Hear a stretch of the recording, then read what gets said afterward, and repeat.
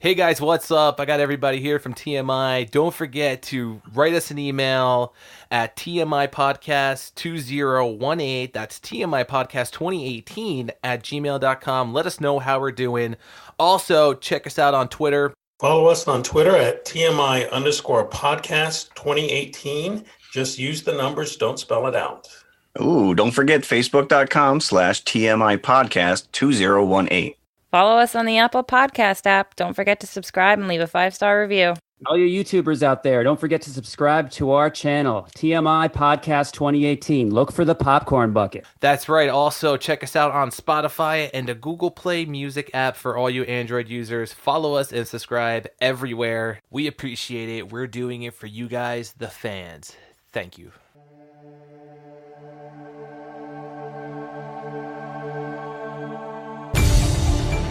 The moment our fellow geeks, dweebs, nerds, and other unfortunates have been fervently waiting for has finally arrived.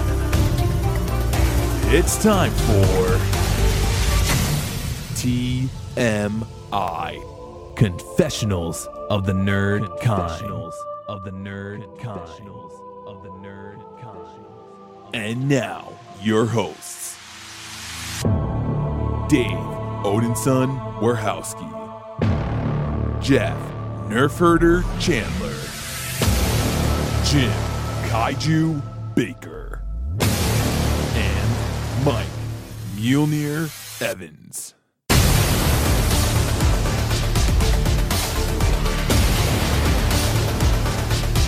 And now, let's get on with the show. Here is TMI. Hello, everybody. Oh, we're back? Mid-September, and here we are still. Already? Against all probable odds. We still exist. We still exist. You know what? There's one thing I want to point out, which is I've been listening to some podcasts, and they all go out of their way to introduce themselves each episode, and we really don't do that. We don't. We just assume that all of our listeners know exactly who we are. So this is Jeff. And this is Jim. And this is Mike. And there we go. We are TMI. Well, this week we have a Predator as a guest. His name is Ned. He's a podcaster as well on the Predator home planet. Ned the podcaster. I like it. So Ned the not-so-Predator. You know, as we've been advertising, this week is a supersized episode. We're going all Predator. Supersized. So we're first reporting on Predator 1. We're going to move on to Predator 2. And then we're going to move on to the brand new movie in the series, The Predator. So do we want to share any news now, or should we just totally flip the format of this episode and wait till the end before we get to the new film? No, I want news. I want news. Well, we don't really have much news. And even then, I think the news that we do have kind of been refuted. But the internet's kind of losing its mind one way or the other, which is Henry Cavill, as we know as Superman in the DC universe, has hung up his cape, or has he not? The reports were that he was walking away from this, but then he posted some weird thing on Instagram with his little Superman action figure and just said this week was exciting, #Superman. So we don't know if he's out. As far as I know, Mr. Ben Affleck is out as Batman. But there's some serious things going on over there at DC. They don't really seem to have their act together. No. There was some shakeup at the top. A couple people have moved and new people in charge. But I don't know. At this point, they're chasing after Marvel to the point where it's just detrimental to anything that they produce. Do we care if he's out? I can't blame him for Man of Steel. I really hated that movie. I was so incensed when I walked out of that theater. And even... I guess he's not a bad Superman. They don't know what to do with this character. He wasn't given his chance to fly, really. No.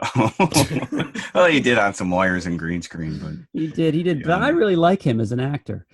From what I've seen him in otherwise. The Man from U.N.C.L.E., he was great. Yeah. Oh, I didn't see that. You didn't see that? No. No. Did you see that, Mike? I'm pretty sure I saw the TV show back in the day, but Robert Vaughn. But I agree with you, Jeff, that I did not like Man of Steel. I thought it was just more of the same from Zack Snyder in the 300 Watchmen kind of slow motion, overly dependent on violence and stylized fighting and not a lot of substance. No, Superman does not need to be dark. Shouldn't be dark. And that whole end was odd. I walked out of the theater and I told my son point blank. Well, first of all, I made him watch the Christopher Reeves right after that. The only thing that I said would save it is if in the follow-up movie that he realized in being Superman he could never do that again, and that was like his kind of life lesson that I can't take lives. And to a little extent, I think in Batman versus Superman, that did play out a little bit because I think Bruce Wayne Batman called him out. But yeah, no, it didn't do anything for me. And he was in such a limited role in the Justice League. He only came in at the end, sort of to save the day. He's a plot device, right? Yeah, and so he was underutilized. So maybe this was a contract ploy on his part. Maybe they realize that they can't just go find another guy to fill that role. So let's give him a couple more dollars and keep him. Who knows? I guess time will tell. Yeah, but I've had issues with Zack Snyder ever since he made that horrific Dawn of the Dead remake where zombies run. You cannot have zombies run. That's all I'm going to say, or I'm just not going to stop. You know, I think in the production meetings, he's like, I'm really going to piss off Jim here. Let's go for it. Why? They've got rigor mortis. It just goes against everything the zombies stand for.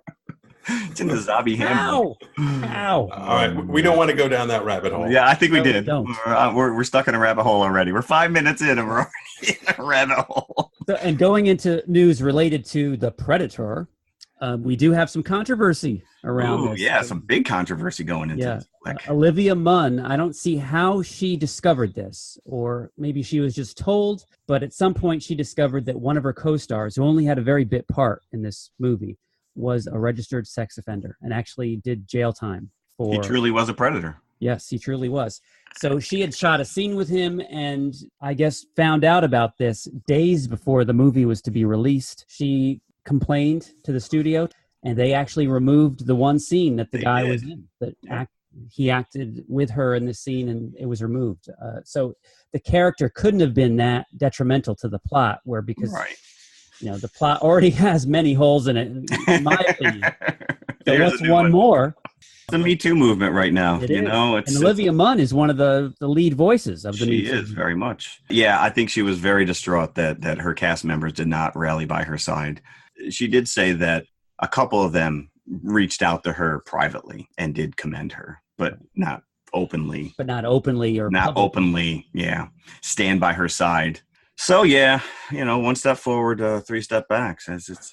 But if you've got the living embodiment of the Me Too movement in your movie, you might want to think twice about hiring that old buddy of mine. Obviously, he didn't think twice about it. No. He was like, "Hey, Joe Schmo, come on over. Tell me a scene." I say good on Olivia Munn. I say that too. Yeah, I agree. We're behind you, Olivia. Yeah. Stand beside your co-star, please. Even the guy who got both legs chopped off. Yeah. Stand up. If Olivia Munn wants to come on our show, she's more than welcome. Yes. So with that, that's all the news. That's all the news that there is. That's it. So let's get right into this. We're not going to start with The Predator, as I mentioned before. We're going to start with Predator. Minus the 1987 Arnold Schwarzenegger movie. Is this what we're discussing first? This is what we are discussing now. This is where we need to start. It is. Most things cinematically should start with Predator, 1987's Predator. Well, Schwarzenegger was coming off of, at this point in his career, Terminator, of course. Well, Conan to start with, 82. And he moved into Terminator, which really put him into the big leagues of action heroes. Commando, which really cemented his status. What was the next movie that I actually named the quote from last week? Red Dawn. No, not Red Dawn. That's what I was thinking. Oh, too. No, not Red Heat. Red Heat. Red Heat, maybe. He stepped a couple of rungs down on the action hero ladder with that one. Is that Jim Belushi? Yeah, it's Jim Belushi. Jim Belushi. The buddy flick with Jim Belushi. Jim Belushi. But then, the following year, he made it back to the top with Predator. And I remember the trailer for this movie. I was all in. Yeah. Arnold against a monster? Yes! This is like the epitome of an Arnold movie right here. And when I saw Predator in the theater, I was not disappointed. I think it's a great, great action film. And one of the best of the movie. It's up there. It's up there with one of the best. Probably my favorite Arnold movie of all time. Ooh. You might argue with that, you guys. You know, I know Total Recall was high. You gave it many popcorn buckets. I did. But I would say Predator is my favorite of the Arnold flicks. I would agree. I enjoyed how it started out, and it was like sort of a young Arnold Schwarzenegger. He wasn't just he enunciated and everything. Yes, Do you think as a bodybuilder you should be smoking cigars though? I think at that point you don't care. I find it interesting. Are we actually going to go through the plot, or are we just going to I mean, at this point, who hasn't seen this movie? Yeah, I know. I would just like to say that the setup of this is what makes it. And I think that once the first Predator movie is done, once you realize what the monster is, what drives it, it kind of takes away from any movies that come after it, because you don't have that suspense of wondering what the hell is going on. You know, what is this thing? The first viewing of Predator, I think, is the epitome. Viewings after that kind of fall a little bit below what your initial experience was, like with any movie of this. Well, that's just it, right? But it still holds. I mean, you know, this movie holds up. And again, you're going in, and it's a pure out action army espionage flick, and then quickly becomes something else. So it's, yeah, I mean, every one of these characters is, I mean, they're not, you know, they're kind of cartoony. You care for them. And the neat thing, I think, what works so well in this movie is that you see up front, like, just how tough and macho these guys are. You got Carl Weathers. I mean, his arms are just as big as Arnold's. Bill Duke, who's this nutty guy. Jesse the Body Ventura, who I don't know if he's ever acted before or after this. But how funny that Arnold and Jesse both went on to be governors. It's true. It's true. And I remember I was a big wrestling fan in the 80s, and this movie was promoted to death on the WWF wrestling shows. Oh, really? So it already had a built-in audience. This was pre-Rock, so it was pre-Hulk Hogan. Really, this was pre-Roddy Piper, like, being in the movie. So I think this was probably the first big breakout wrestler who made it into a Hollywood movie. I will say I watched the director's commentary now, John McTiernan, who had not really done anything up. This was like one of his first major movies, and he talked specifically about the fact that he was blown away by how articulate and smart Jesse Ventura really was, because he plays such a dunderhead, you know, muscle-bound wrestler. Right. So, yeah, I mean, this movie really just, they're tough guys, and you see them. And so when all of a sudden they're confronted with this creature, and they're genuinely, like, frightened. Oh, if they're afraid, I should be afraid. Jeff, we were talking not too long ago about how watching these movies again for this podcast really puts them all in a different light, even if you've seen it a million times, because you're really looking for talking points and things like that. And I never really paid attention much to the plot of the opening plot of Predator, as to why these guys were there and what their mission was before the Predator kind of comes in and throws a wrench in the works. So I was really paying attention to this, and it's such a tenuous... It's just an excuse to get a reason to get them into the jungle. It's like they have to find 2 hostages. That's why they're going into the jungle. That's why they've been called out here. And what it turns out, they're actually 2 CIA operatives that have been taken hostage, and which doesn't matter at all, like to the scope of the rest of the movie, because as soon as they're just shot, as you know, immediately. Yeah, you find out pretty quickly as soon as that they get to the little village there. So Arnold and his team just completely destroys this village where the hostages are being held. It's just like an A-team miasma of carnage. It is absolutely A-team-esque in its carnage. There's like lots of grenades, lots of bodies in slow motion, like coming off of a balcony. Yeah, you watch it, and you think to yourself, if the hostages weren't already dead, then they're going to be. Oh, they definitely. No, right. Right, and you find out that Carl Weathers' character kind of pulled a fast one on. He knew that they were there for ulterior motives, and I guess supposedly he was supposed to be much more of a bad guy, like straight up bad guy. And they were worried that Arnold couldn't carry this movie on his own. So I guess McTiernan championed for Carl Weathers to come in and then kind of rework the script a bit to make him a much more redeemable character, so that you actually cared about him when he was dispatched. So I thought that was kind of interesting. Yeah, because his death is pretty poignant, I think. Oh, yeah. Because he kind of redeems himself at the end when he's working with Mac, try to sneak up on the Predator, which goes woefully sideways, their whole scheme there. But yeah, they're taken out in the mat. I mean, it really just, they are completely overmatched. And last week when we had to give our favorite Arnold quote, and I kind of set the guidelines to not use Predator because it was off the grid, because we were discussing it this week, I have to confess that also my all-time favorite Arnold quote is from this movie. It is not from Red Heat. That was number 2. And Jeff, I know it's the same for you. I don't think it's the same one because you said yours would need to be censored and mine does Yeah, not. that's correct. So mine is, speaking of Carl Weathers, when Arnold first realizes that Carl Weathers is involved in this, Arnold sees Carl Weathers. He calls him by his character's name. Dylan! You son of a bitch! What's the matter? The CIA got you pushing too many pencils? Huh? Then they shake hands. The but macho. it's the most manly handshake you have ever seen. Like, just like oozes my when they grip, it's like hand slapping. And you just see they both flex. And that right there is my favorite Arnold line in a movie ever. That's good stuff. Yeah. I will give a shout out to Alan Silvestri's musical score though. Because that really a great score, yes. It's such a militaristic drum beat, lead up. Such a great. In every subsequent movie, they have echoed it. Right, they've picked it up, they've carried it, but it really is one of the few scores that just makes the movie. Yeah, it really fits this movie. It is perfect for this movie. Yeah. We didn't talk about the fact that one of the characters, Hawkins, is Shane Black, the one who actually went on to direct The Predator that we will talk about. The one that makes later. all the pussy jokes, which is there's foreshadowing of this controversy. This movie, even I think all three of them that we're going to talk about today just so cement themselves in that late 80s, early 90s, just over the top. Yeah, the P word is just thrown about. The violence is just horrific. It's just, it borders on cartoon because it's just so grotesque. Yeah, it's, he was brought in specifically because he could write. So a lot of those jokes that he's throwing out there, he wrote himself.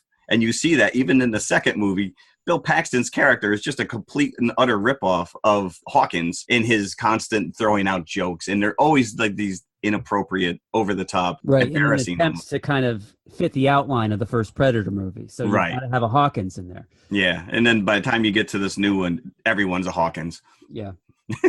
But we'll get there. But another strong point of this first Predator movie is even though it's an Arnold movie, it feels like it's an ensemble piece. It is. Even to the end with the credits, because everybody takes a bow, like during the credits. That is, McTiernan actually felt that was so necessary because it ends on such a downer note that all these characters have been killed off that he wanted that roll call. Yeah, you're right. It's a nice little, and it's a nod to like those old kind of war westerns. But yeah, that roll call. And I guess they actually did. They brought in this guy and they put them through boot camp. So military boot camp. So when they're doing the silent, hand signals and all that stuff, that it actually they understood and mimicked, I guess, as close as humanly possible to what these guys' real counterparts would actually be doing. Because that's the thing, is that each of these guys in this movie are on a level of badassery all their own. The Predator probably realizes this and says, okay, I'm going to take these guys out one at a time just to show them that I can. Because he got Jesse the Body. Jesse the Body with old Painless. Yeah. That was this giant Gatling gun, which I guess usually is mounted to the side of a helicopter. Yes.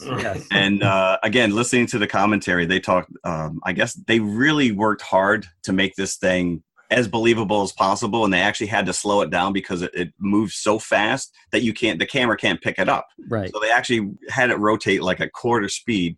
But a human can only carry about 5 seconds worth of ammo. And they said in a heartbeat, it'll bury you up to your ankles in army shells. But he's lugging that thing through the jungle, and they're just mowing down things left and right. And right when they really open it up, when they think they see something, which is the Predator, and then they just destroy that little swatch of jungle that's out there.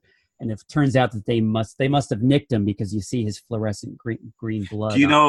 So this was a cool little thing, which is they worked again long and hard on this. They wanted this blood to be orange, and they couldn't get it to work.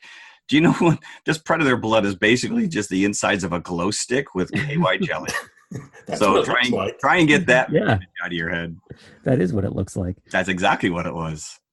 That's pretty crazy. And did you hear in the commentary the original actor they had playing the Predator? Playing the Predator? Playing the Predator. No, I do know that at one point I think Patrick Swayze's name was brought up, and there was someone else that they had. But no, I don't know who was set to play the Predator. And he was actually on set until they decided to go another way because he wasn't imposing enough. Jean-Claude Van Damme was in the Predator outfit initially. But yeah, they had to bring in Stan Winston. I think he had like 3 weeks to kind of come up with this design. And from what I understand, James Cameron had a little bit to do with the throwaway comment. He said, "I wish I would like to see a monster that has mandibles." And Winston off and running. But this thing was like, so the guy who did play him was Kevin Peter Hall. Yeah, who we also know he played Harry and the Hendersons. Mm-hmm. He is no longer with us, but he has a cameo at the end. He's the helicopter pilot. Oh, is he? I didn't know that. Yep. He has a little cameo out of costume, but that thing was like 200 pounds. That suit. That's crazy to run around in the jungle. And they had him on bungee cords, everything to try and make him a little more nimble. And I guess they tried numerous. So the camouflage effect was always kind of in motion, and no one really knew what to do with it. And they brought in this special effects guy. I think his name was Joel something. But he went on to design the bullet time for The Matrix. But they tried numerous things, which is to put a monkey in a red suit up into to have him swing around, and they would just digitize him out. Supposedly, the monkey was so embarrassed to be in this red suit, he wouldn't come out of his trailer. I think it takes a lot for a monkey to be embarrassed and see, Yeah. Well, maybe he just wanted to be inside when he off and not outside. That's not alien, dude. But no, I did read that Jean-Claude was in an early, not the original design of the Predator, but in the mandible design of the Predator. But because he was so short, he was not imposing enough to go against the team that they had assembled here. So they brought in Kevin Peter Hall instead. Huh. He was probably about 2 feet taller than Jean-Claude. Yeah, he was like 7-something. Yeah. Well, what would we have had with JCVD? I mean, more of a sort of a kung fu karate. I know more. I guess he probably would have been a lot more nimble. Interesting. And you know what? I read something on Wikipedia. I don't know if this is true or not. But it's online. It has to be true. The whole genesis of this movie came from a joke that came about after the premiere of Rocky IV, where Rocky takes on Ivan Drago. And whatever it was, the industry joke was that, Rocky's fought everybody. Now he's fought a Russian. The next thing he's going to fight is an alien. So somebody, whoever wrote the script, read that joke and got the idea for Predator. Not a bad one. No, not a bad. So again, I was watching the commentary, so it was cutting the dialogue out. I will say that McTiernan did this commentary on his own, and it's just laborious. It's just, he just went down some serious rabbit holes after a while. Is he just talking about like camera setups and stuff like this? There was a couple shots, and it's, listen, I'm a nerd when it comes to that stuff. So, when you're showing me, he got in trouble for a boom shot where they're actually coming up onto the village, and he has this elevator crane that swings down and goes over the team and then up over into the village. And I guess just the setup for that, just to get this thing propped into the jungles, was pretty time consuming, and he got a lot of heat for that.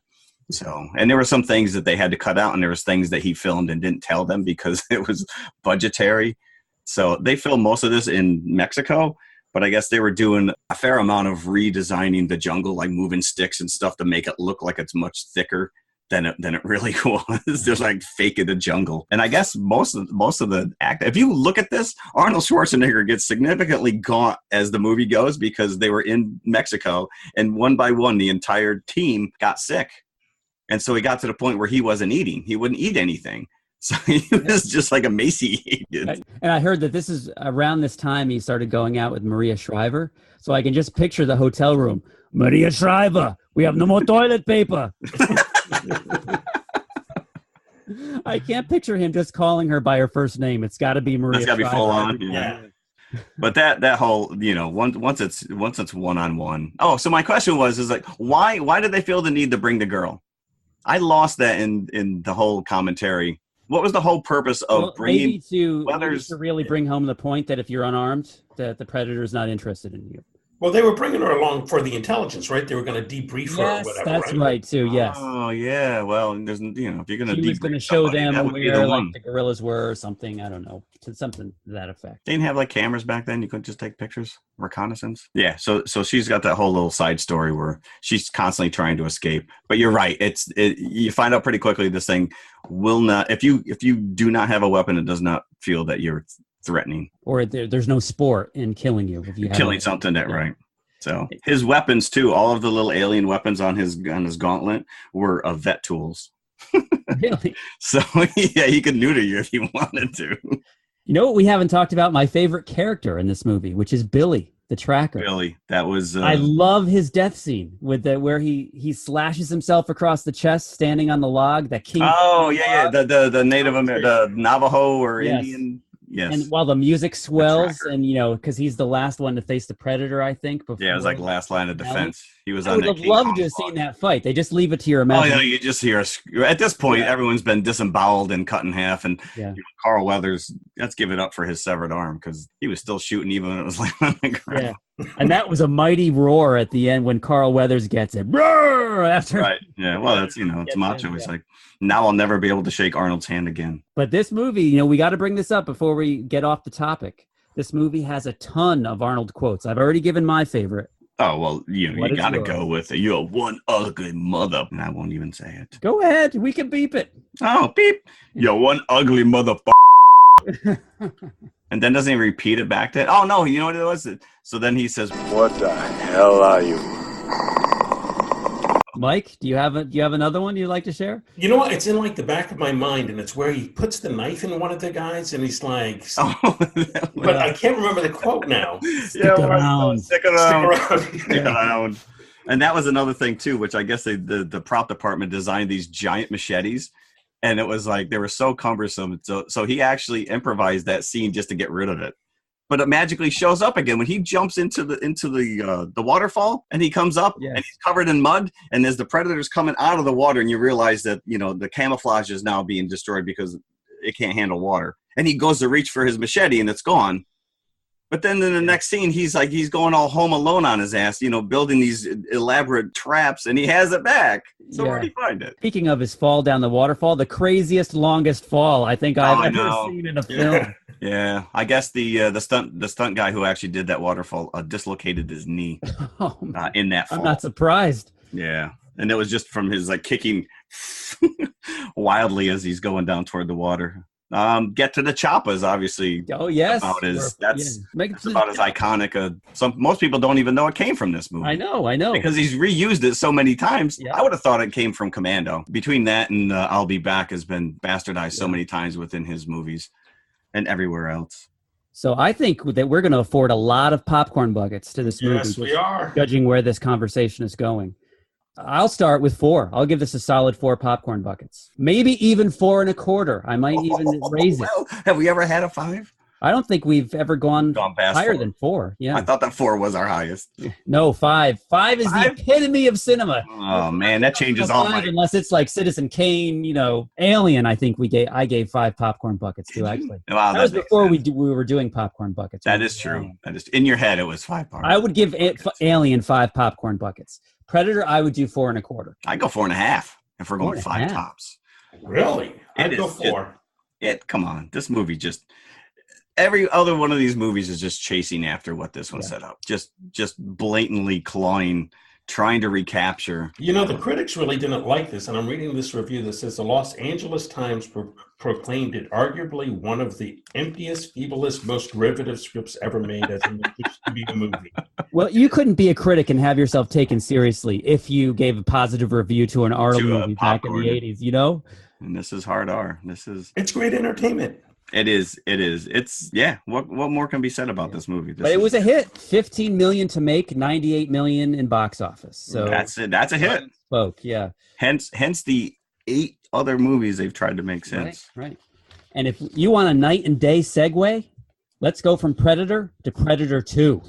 Do we have to? Yes. And just using Arnold again to quote from Predator. So bullshit all of it. I have one question from Predator, and then we can move on. Are we to assume that the spaceship was still left in the jungle? Destroyed when he blew himself up, maybe? Well, you're talking about the original Predator, right? Yeah. Yeah. So the spaceship, only a pod comes down from the spaceship. Oh, because you see that at the very beginning of the movie. Yes. Yeah. That you do see, which I kind of forgot that you actually have that set up, that you do see the little ship. And so it's only very a pod. much like John Carpenter's The Thing. It was almost like the same opening as that movie. Okay, but regardless, that pod is still in the jungle somewhere. It could be. It doesn't matter. It might be. Yeah, it doesn't matter. So yeah, we go from the Mexican jungles to the concrete jungles in Predator 2. Which was released in 1990 but takes place in 1997. Right, so it's like 10 years after the first movie. And Arnold said, no thanks. He did not like the director, nor did he like the script. Nor did he like the money they were offering him. So the interesting thing is that it was written for him to come back.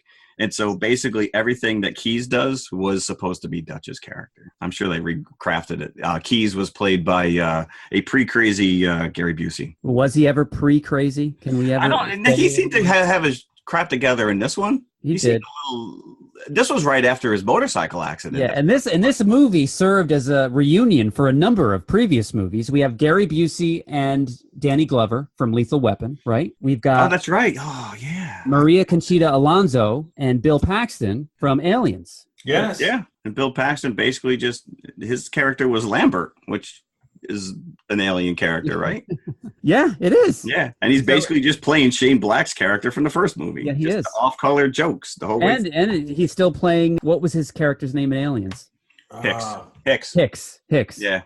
Well, you could even go, the slimy guy in True Lies, the character where he was like, right. He didn't fall too far away from those. So this movie, the opening of Predator 2 is just ridiculous. Like the gang war that's going on, like on the streets. It's like, and the cops are treating this like it's just like a regular Monday, you know? Yeah, no, this is like a true, back in the day, what people thought New York really, but it wasn't New York, it was L.A. Los Angeles, right? L.A. And then after this incredibly violent firefight, in the middle of this, Danny Glover comes roaring through, and is this his car that he's, so... Who knows? It gets shot to hell. And he's basically just playing Murtaugh from Lethal Weapon. Yeah, he is. Which... Didn't McTiernan direct? McTiernan did not come back. He was demanding $2 million, and they said we're not. I have to interrupt here. He was not Hicks. He was Hudson. Oh, Hudson.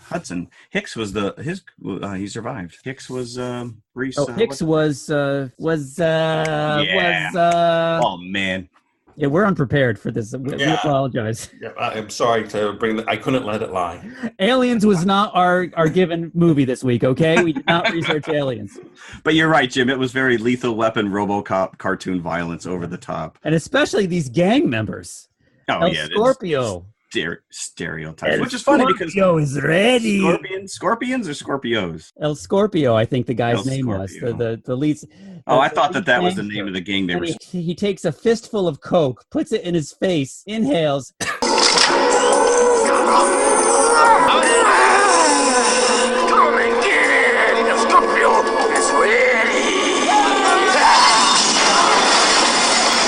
Right before he dies. Let's go, man. Let's go. But you can't get any more 90s than the inclusion of Morton Downey Jr. Oh, that was terrible. Terrible. Right? The minute you saw him, you were like, holy flashbacks. Morton Downey Jr. Why put this guy in a movie? Any movie.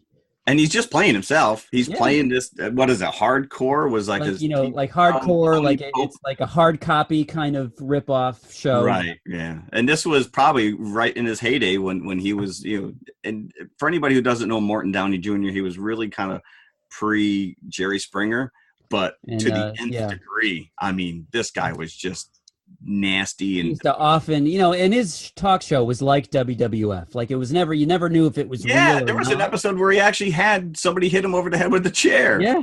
And I think somebody had a broken nose for weeks after that. Like, and did somebody carve a swastika in his forehead? Yes. Yeah. Ridiculous. This show was completely ridiculous. Which Tarantino then stole for Inglourious Bastards, but. Oh yes, I remember. Yeah, Jeff, you're good. You're on this week. Yeah. So So, Kent yeah, McCord. this movie, does not improve much beyond this opening scene. But I thought it was fun because, again, the first one, you think it's a military movie and it becomes something else. And I mean, you know what you're getting into at this point, but it is kind of like this police drama, and then it becomes something else because pretty quickly you see that the Predator is now, is he flying around in his ship, because you're seeing the entire city through his heat vision. And then next thing you know, he's like, they've got the bad guys cornered in this facility, and he just takes them out. So now the cops show up and they're all slaughtered, just killed. But Harrigan sees one of them take out the Scorpio, throw him off the side there. I would have let him rip. He's taking out the Jamaican drug dealers, Right, the Colombian drug dealers. Yeah. I mean, let him go. Deputize him. Yeah, give that guy a badge and put him on the force. So speaking of the force, Kent McCord, he plays Captain Pilgrim. And that guy, when I saw him, I'm like, I know that. He plays Officer Jim Reed on Adam 12. Have anybody ever see Adam 12? I'm really dating myself now. No. Yes. But he played this character on Dragnet, Emergency, and Adam 12. So that was the same character he played in like 3 different TV shows. One Adam 12. Adam 12. Yeah, he was also on Galactica 1980, and he was a substantial character in Farscape. So Kent McCord, still making money there. So should we even go over the plot of Predator 2? Because I know a lot of people. So an alien's in the city, not the jungle, killing people. Right. What was the plot? And then the government is now involved, and which is represented by Gary Busey. And it's like Men in Black trying to find the Predator. Were they trying to kill it? They were. No, that was straight up like Alien ripoff. They wanted to capture it. Yeah, they wanted the technology. Yeah, I mean, right out of the Alien playbook. We need to capture this thing. That's why they had those suits that they figured out. They figured out that it was using heat sensors. So if they just drew it to the slaughterhouse where it was cold, and then they dropped dust on it or something, so they'd be able to see it. It was like they had like fire extinguishers, or for lack of a better term, to like cool off the area. But even that whole scene in the slaughterhouse where they're watching the computer monitors, and he's right behind you, straight up right out of Aliens. And then there was a line in there, I think maybe Danny Glover had it, where he says at some point, "You admire it," like Ripley says to Ash. Yeah, multiple Alien references in this. And there's F-bombs and calls it face at one point, which is pretty funny, but it's like it's like, wow, man. Yeah, this movie is so violent, in fact, it was originally given an NC-17 and they had to make some cuts to give it an R rating. Yeah. And it is very bloody. It is just gratuitous violence. Was because we watch these back to back, was anybody upset with the fact that in the first movie, whenever you cut to the Predator's point of view and you heard dialogue from the actors, it was high-pitched gibberish, and yet in this one it was all like this deep timbre, oh, we need to find this thing. Like, it was like, did he have like a modulator that he could change that? Because I don't know. But I noticed he did have the same viewpoint from the helmet, where whenever somebody would talk, you would see on the left-hand side of your screen. Yeah. The little picture. Yeah. So at least they tried. Yeah, there was definitely some carryover in the graphics department and whatever. And perhaps that might be the only selling point of this movie, is that they tried to be consistent. The Silvestri theme is prevalent throughout. Danny Glover, I think, deserves the merit badge for giving it his best college try here to be the action hero, and he's pretty good in the movie. He's not terrible. Yeah, he's definitely not action quality, I guess. You're right. He carries a role. He does it. He pulls it off. Most likely he got it because of Lethal Weapon.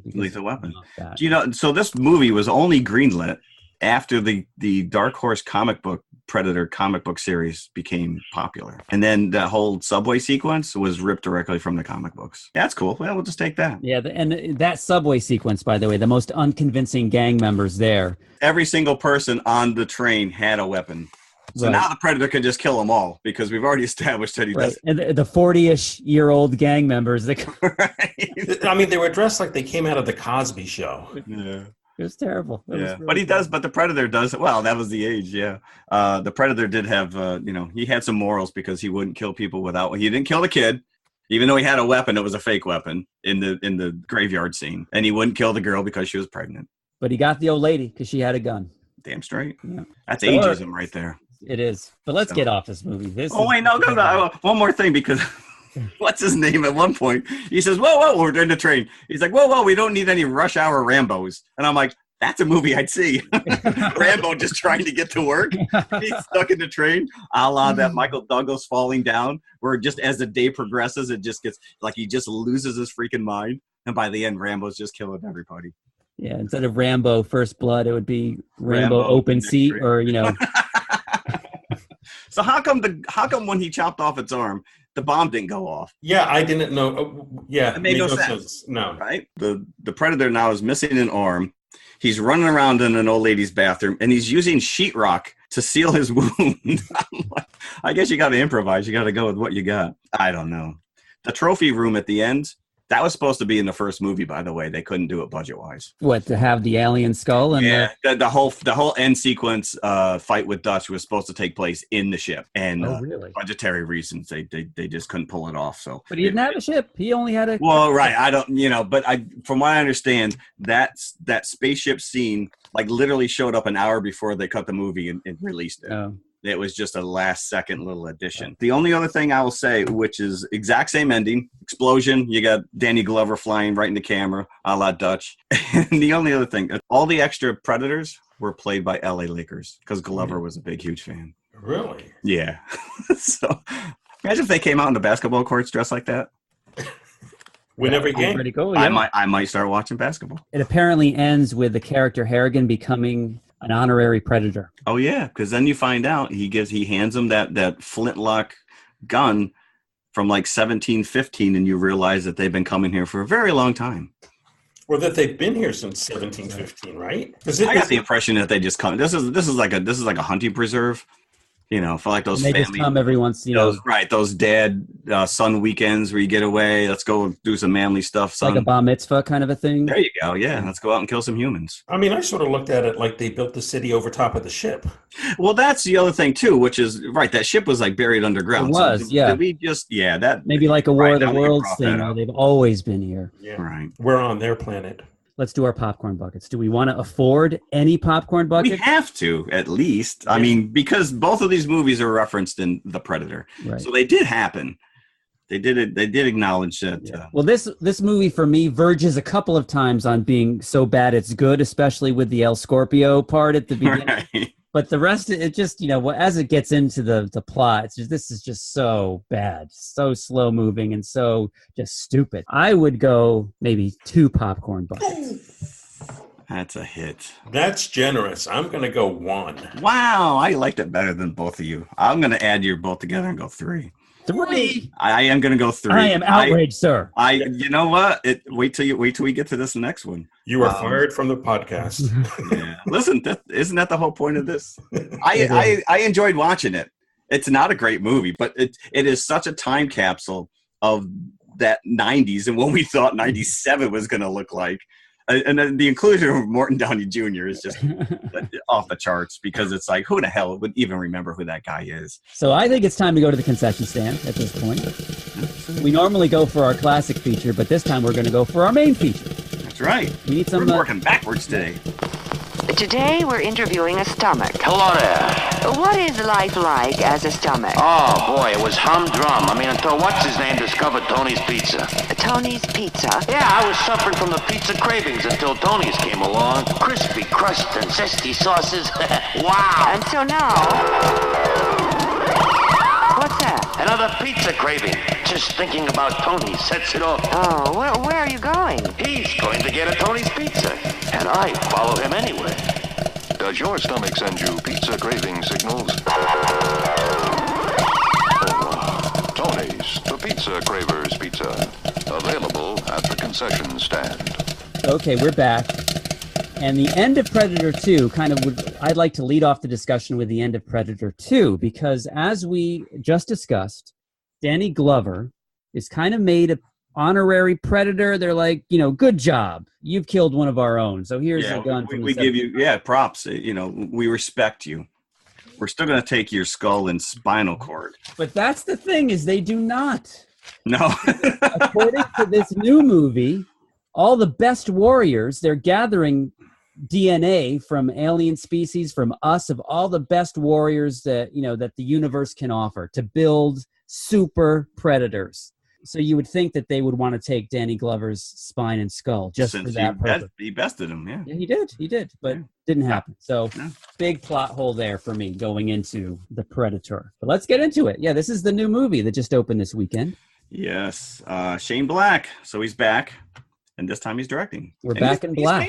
So Shane Black has made a pretty good name for himself as a director, has he not? Yes.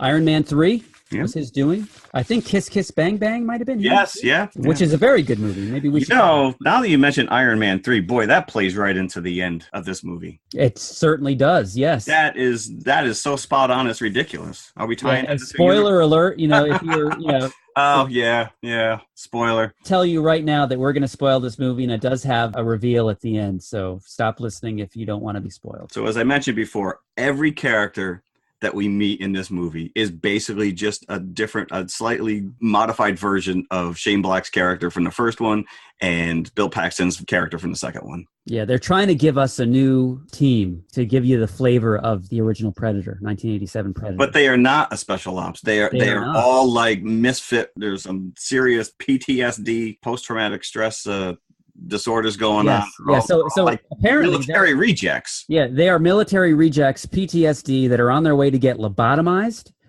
You got the impression that I could understand them doing that. I can understand them doing that to McKenna because he had encountered the alien and he knew too much. But the rest of them, it didn't make any sense. Yeah, but we got some serious Tourette. I mean, they're straight up making fun of this character who has Tourette syndrome, which I just really think would happen in this day and age. But there it is. It's just and that character is played by Thomas Jane, the original Punisher. Yeah, which I didn't even realize that was him until the end. When I looked at the credits and I started doing some research, I'm like, yeah, that was him. Keegan-Michael Key as Coyle. But those two characters, I think, had great chemistry together. I thought that they were fun. I will say this. They are playing this for laughs. This is not what I expected at all. But I found myself laughing numerous times at these inappropriate jokes that they just kept throwing out. Hey, Baxley, if your mom's vagina were a video game, it'd be rated E for everyone. Again, he channeled these old 80s, 90s, in-your-face, blood and gut, inappropriate jokes. It's a weird flick. Yeah, you could almost say it's a comedy. It is a comedy. Yeah. They play it. I enjoyed it, not as a Predator movie, but I did enjoy it. So the basic setup of this is that McKenna and his team of assassins are meant to, kind of like the first one, to rescue hostages. Well, it looks like he was like in a parking lot of Kmart. When he was up right. Yeah. So when he's first undercover, and again, it opens right up with two spaceships, but one's firing on the other. Yep. And the one crashes. So we set that up where the McKenna and his team are out there, and they encounter a Predator who just came out of the sky and who is apparently fleeing from another Predator spaceship. And the Predator takes them out, except for McKenna. And apparently there's a government team that are working on something called Project Stargazer, headed by Traeger, played by Sterling K. Brown. Do you know what my job description is? I'm in acquisitions. I look up and I catch what falls out of the sky. Who are aware of the Predators, much like Gary Busey's character in the last movie, and they're tracking them on Earth. And they take McKenna into custody, and they're about to lobotomize him because he knows too much. And they've captured the Predator that killed his team and are studying him in some secret lab. And that's where we meet. So if I didn't see the second movie, I would have completely missed this. But Jake Busey plays a character. His last name is Keith. He is Gary Busey's son from the second movie. Right. But it's a completely wasted cameo. He's in the movie for 10 minutes. That's genius. You're bringing in Jake Busey to play his son, his father's son of the character, but then that's it. Like the Predator goes nuts and he kills everybody, and you never see the character again. I'd like to think that this was a shout out to the Dr. No decontamination scene, because they have to go through a decontamination chamber. I think it was just an excuse to get Olivia Munn naked. But she wasn't even. No, I know. And plus, why would you make if you're going to give me an R-rated movie, I want to see some naked nun. Again, the living embodiment of the Me Too movement, and make her get naked in a decontamination. Right, yeah, you know what? That is so funny. That is right. Yeah. Are you looking to have your career derailed, Shane Black? Come on. And she has the one line when she's finally introduced to the Predator, which they actually call them Predators. And there's a whole running joke where she's like, well, they really hunt for sport. It's not a predator. They're more like hunters. Well, we thought it was a cool. It's like, it was too meta for me to actually, it was too on the nose that they actually call these things predators. And just the fact that this character, Traeger, who heads Project Stargazer, is just so unprofessional throughout the entire movie. Everybody on the government is unprofessional. You know, they're all like dropping F-bombs left and right. It's like, you know, they're in a bar rather than a secret government lab. So those characters didn't ring true for me. No. And so before McKenna gets captured, he steals part of the Predator's arsenal. He steals a helmet and he steals one of the gauntlets. And then promptly goes into town and asks this guy to mail it to his family. And of course, so then we cut to this little kid who, I guess we find out he's autistic. He has Asperger's because two of the bullies actually, you know, find him alone in the classroom because the fire alarm's going off and he's covering his ears. Oh, are you hungry? Yeah, I'm hungry for an Asperger. And they say it like 8 times before I actually got it that the kid has Asperger's. But it's like not one teacher came to look for this kid. Somebody just dropped the ball. There was no teacher in the class. No, correct. They got up and left. But then all of a sudden it just cut to the autistic kid and he goes home and you're like, what the hell's going on here? And the guy who played the postman seemed to be very familiar, but I don't know who he was. But he drops off the package and of course the kid eventually opens it, finds the helmet, and all hell breaks loose because he accidentally signals the Predator where they are. And so now he's going to retrieve his, just like in, what was it? What was the stupid movie we just watched before? Extinction, yes. I lost my gun. I must go across the universe and get my helmet back. So then the government agents want the kid because they think that he knows where the Predator spaceship is. I know that the Predator spaceship has cloaking devices, but really, wouldn't you know where that is? You know, you would think. Wouldn't you kind of have an idea where it went down? At least a proximity. Yeah. No, they need the kid. Yeah, and Olivia Munn, she does a whole little twist on Arnold's phrase where she says, "You're one beautiful mother." Yeah. I'm like, really? And then there was a whole get to the choppers joke. Yes, there was. But they were actually motorcycles. Yeah. I'm like, all right, that's funny. But yeah, boy. And Quinn steals the cloaking. So he's able to cloak. He has this little ball that allows him to cloak just like a predator. And in a desperate move, he swallows it. And then you don't see it again until 3/4 of the movie when all of a sudden he comes out of the bathroom. And you hear the toilet Winnebago flushing. and you hear the toilet flushing and he suddenly has it. He just had that up his keister for 3 weeks because that was and he's rubbing it off on his jacket. Right. Get the extra fecal matter off of it, you know? I'm like, that thing has grooves. That thing has so many grooves in it. You know, you're not getting that stuff off, and everybody's handling it. Yeah, and then he gave it to Casey. That's at one not point. sanitary. Don't share Benwell balls, kids. Yeah, don't tell her where that's been. Yeah. Where the hell you had that the whole time? Don't ask. Yeah. And before he goes to you see him grab his stomach, and you hear the gurgle like. Yeah. Oh. One more. Yeah, we can keep going. Like I said, I enjoyed it. The whole fight sequence at the end was just we got predator dogs that make no sense whatsoever because one of them becomes super friendly, but they have dreadlocks. Because they've shot it in the head? Is that why it becomes super friendly? I don't know. Maybe it was stupefied it, but all of a sudden now he's like friendly with the girl. And is that just a reason to have a joke for the guy to say, well, you couldn't even shoot yourself in the head. You can't shoot your dog in the head. Right. Yeah.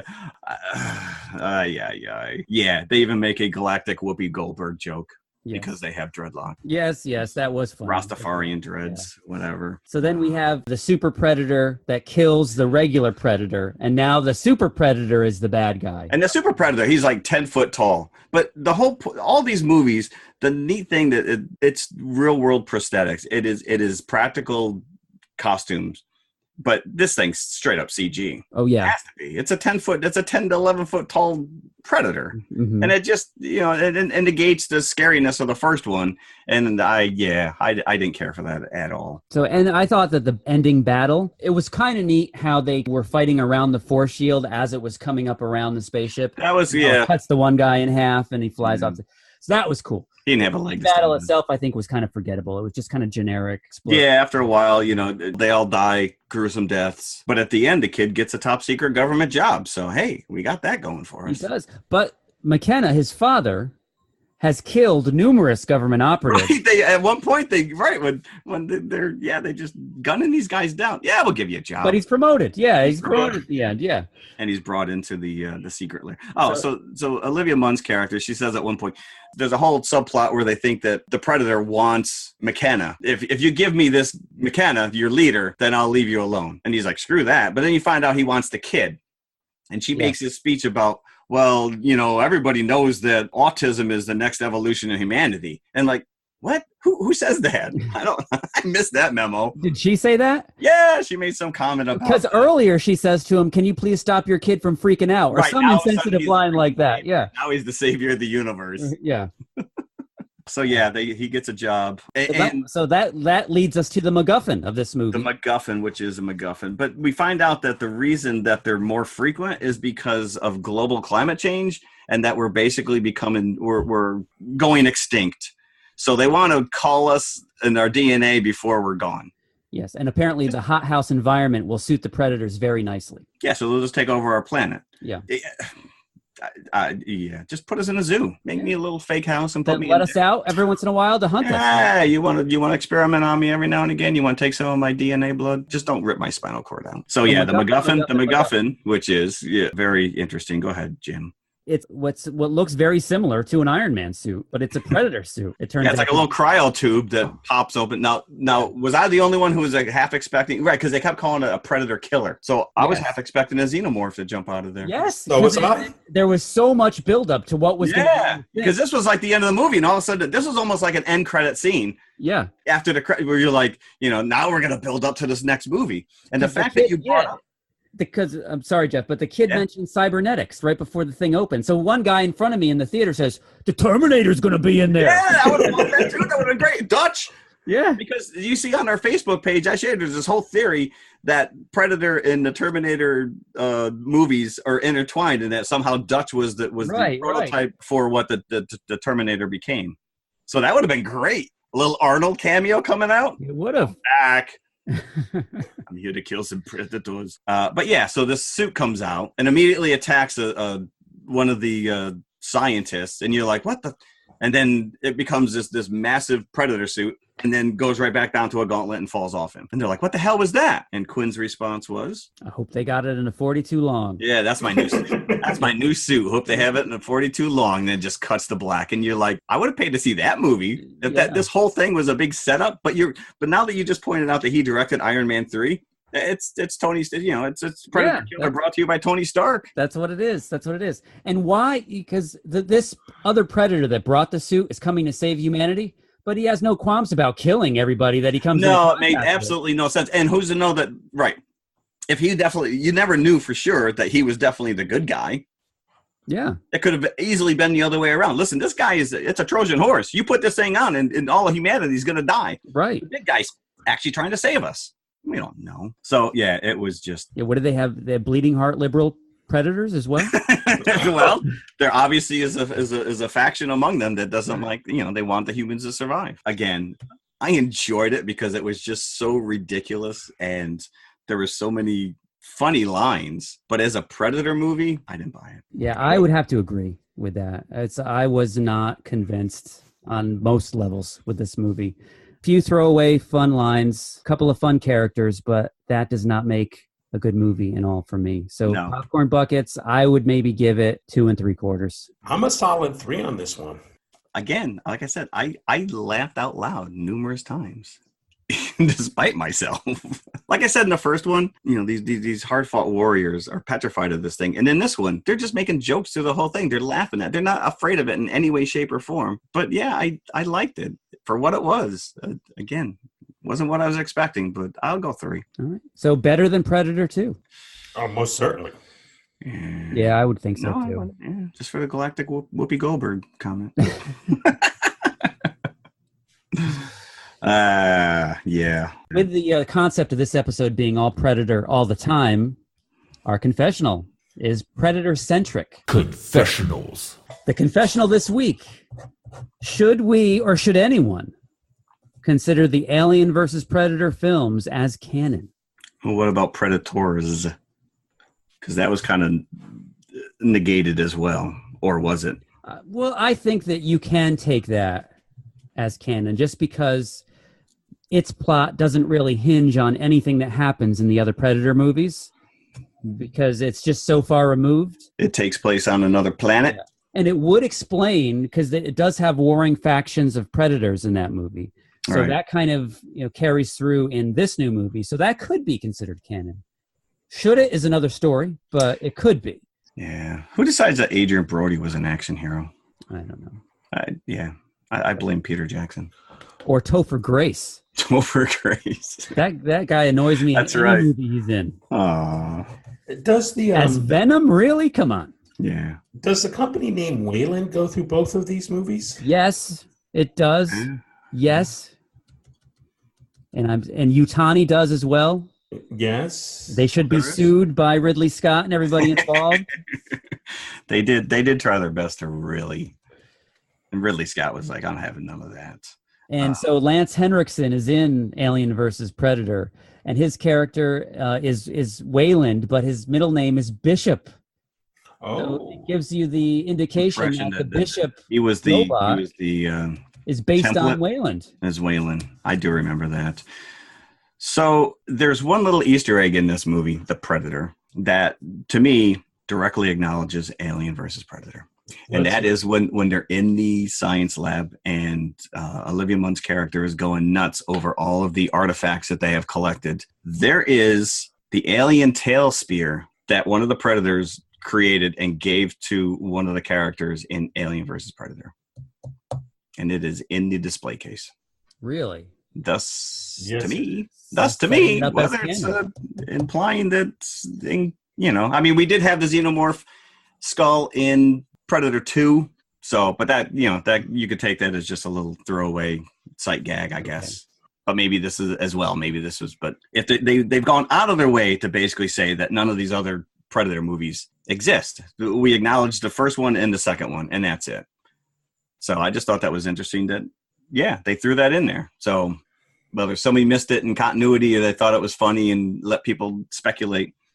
But I find it weird that, like we're taking these movies and negating, like, those ones never took place. Like the new Halloween movie coming out. It's a direct sequel to the first Halloween. We're going to dismiss the other 8 that they made. So I find it weird that Hollywood's kind of doing that now. Yeah, remember those movies you spent money on and you cared about the characters? Yeah, they didn't happen. So so yes, I say yes to the confessional. You accept it. You accept it. I do. Because I want to see a xenomorph. I want to see it done right, though. I accept it in the world of Predator. I accept it as canon in the Predator. I do not accept it as canon in the Alien franchise. How does that exist? How does that work? Because it goes against anything. Because I really liked Prometheus, all right? I have my problems with it. I have a lot of problems with Alien Covenant. But I think that what Ridley Scott was trying to do with Prometheus works on so many levels for me. And it's just still I haven't wrapped my head around it, and I admire it for that. But Alien versus Predator cannot fit in that timeline. There is no way that Alien versus Predator can fit with those movies. And I think it really lessens them. The Predator movies, besides the Ah-nuld, are kind of, as we've discussed just now, are really throwaway movies. Predator 2, this new one, Predators.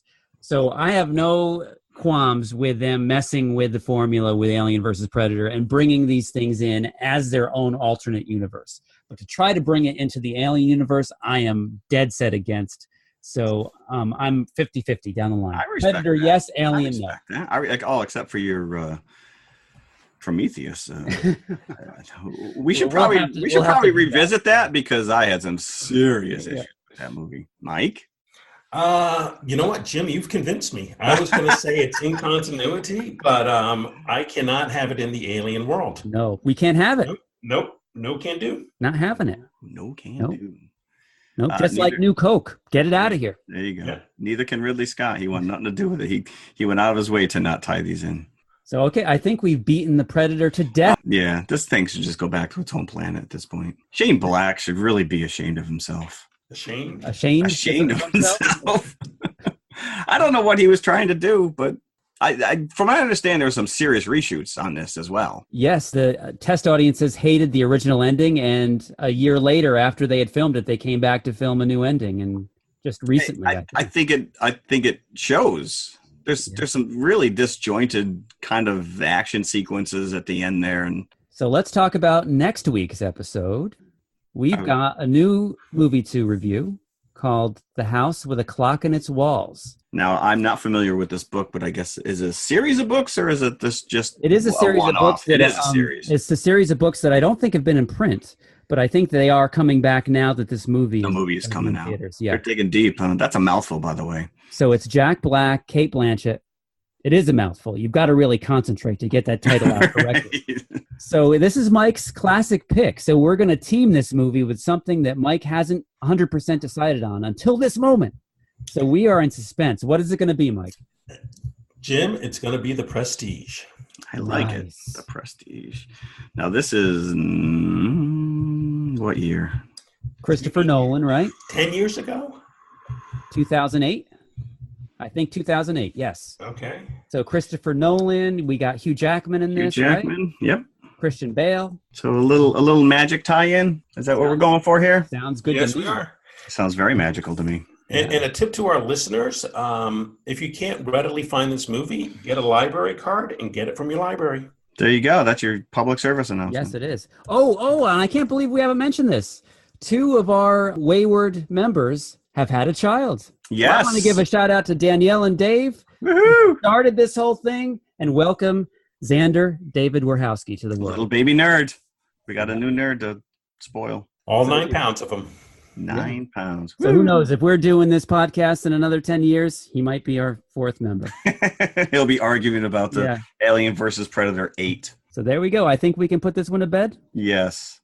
With a clean conscience? Yes? Please, yes. Let's do it. Good. All right. So thanks for listening again. And see you next week. Yes, thank you, everyone who tunes in every week. Now get to the chopper. Oh, goodbye.